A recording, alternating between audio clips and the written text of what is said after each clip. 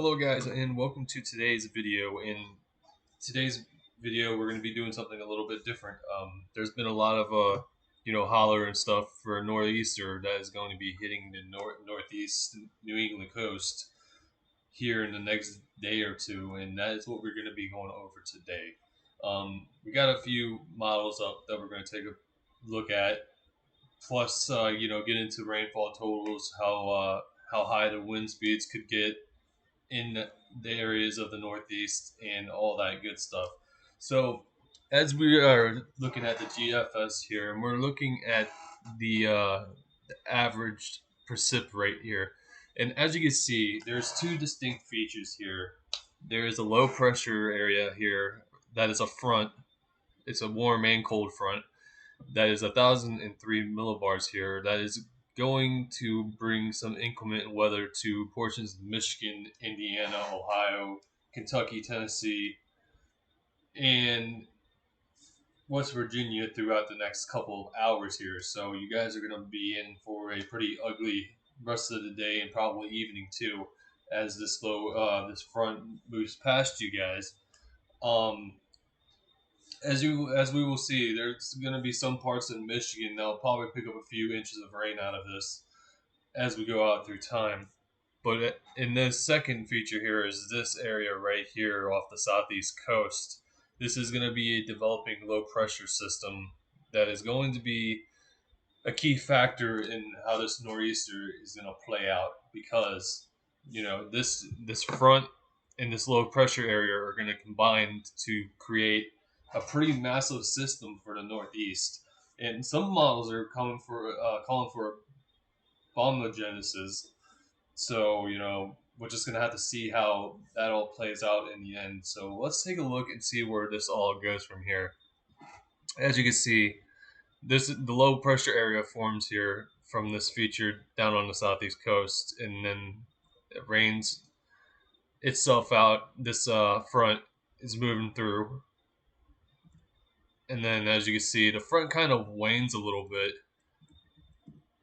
I don't know if that's just me, but it looks like it wanes a little bit, but it's still obviously there. And then they connect to one another to make something, of a nor'easter here. You can see how massive this thing is. Um, you can see that the low pressure area is just off the Massachusetts coast here, and I'll show you some of the rains and winds here in a moment. But as you can see, it does a little bit of loop-to-loop action, so that could cause a little bit of a problem there, as that'll probably mean it's probably going to be moving slowly away from the northeast coast, and it's going to dump a lot of rain on the northeast coast, which we will look at here right now, actually. So here is the precipitation, and as I was talking about, here in Michigan, we're going to be seeing some pretty decent amounts of rain, anywhere from 1 to 2 inches in the next 6 hours. It looks like. So this front is really going to rain itself out here in Michigan. So we're going to go out, and as you can see the progress of the front here as it makes its way to the north and east. And then here comes the big boy here, the low pressure area off the southeast coast that's going to come and meet with the front. And as you can see, now we're getting up to some hefty amounts here in New Jersey, in Rhode Island, and stuff like that. So as you can see, Rhode Island is going to pick up 1-2 inches of rain, while we see over here in New Jersey, we're picking up anywhere from 5, maybe 6 inches of rain. But mind you, this is only one model. I don't have anything else up on rainfall amounts, but in another video tomorrow, I'll be making another video tomorrow about the nor'easter. I will have some more stuff for you guys to look at.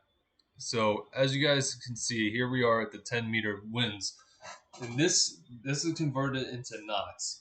So this is probably sustained winds, not gusts, if I had to remember correctly here. And as you can see, you can see where the front is here. and you can see over the waters of the lakes how decent the winds are here with the front.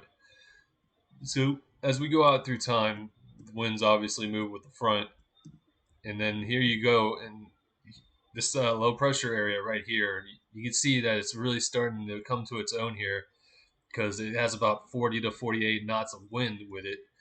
And as we go out through time, it really starts to blow up here with some purples and pinks here, which is indicative to 52 to 60 knots of wind. And as you can see, when we get to the 42-hour mark, those winds are starting to really creep up inland a little bit. Not obviously, it's not going to go all the way inland, but the winds on the coast and some interior parts are going to see some pretty good winds out of this. As you can see here in Massachusetts, we got anywhere from 40 to 48 to 50 knots of wind here. So that's you're going to see wind gusts of up to close to 70 miles an hour probably in some coastal areas of Massachusetts. And going inland, you're probably going to get 30 to 40 mile per hour winds. So, this if it's consistent and sustained in some areas, that can cause some damage. It's just if it's a one gust and done, sure, you might not have to worry about too much, but some of this is going to be sustained winds here. So, you know, hunker down, probably pick up any loose items in your yard because they're definitely going to get thrown around in some areas if you have stuff laying around outside. And for those that live on the coast, you might have to be dealing with some storm surge as well. Normally, storm surge, you associate that with tropical storms, hurricanes, and stuff, but we're going to have some storm surge here with this nor'easter here. So, pay attention. Who knows? I don't know if they're going to have evacuation orders because of that 2 to 4 feet of storm surge that might come through. But if they do, heed warnings and go. And if not, it's just try to stay indoors as much as possible because it's going to be really bad out there. And as you can see, as we go out through time, it's going to spin away from the U.S. East Coast, and slowly the winds are going to start dying down at that point. So that is what the GFS here is showing. And we're going to take a look at the European here. So this is going to be kind of weird because, as you guys know, the European only goes out in 24-hour increments. So we're not going to be able to see every little detail of the system. So here's the 24 hours, and as you can see, here's the low pressure system right here that's going to contribute to the nor'easter here, and this is the front, obviously. So the front and the low pressure area are starting to get closer to each other, and then it really bombs out 48 hours in as the 976 millibar system here, and that's bombing out really. So the European wants this to bomb out this nor'easter, which is going to be this is going to be a pretty epic early season nor'easter for you guys. So hunker down, be prepared, and everything should be good. And as you can see, 72 hours to 96 hours out is when it starts to really, leave the area. Obviously, because the system is so big, it's going to take a while for the winds to really, die down to safe levels because, like I said, it's a massive system, and you know it's going to take a while for it to calm down.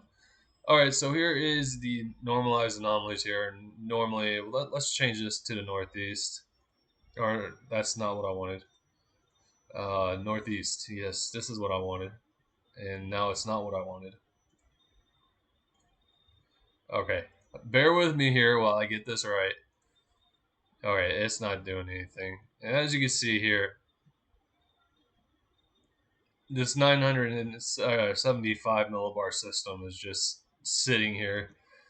Um, Honestly, because it's going to go in a loop de loop, we don't really know how long it's going to take for it to clear out of the area. So that's going to be a problem.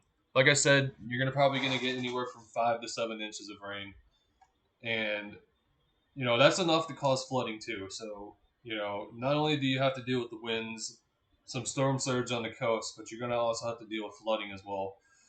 Cities are prone to flooding more than outline or more than areas outside of cities. So, if you're living in any cities, be aware of flooded roads. And as they say, turn around, don't drown.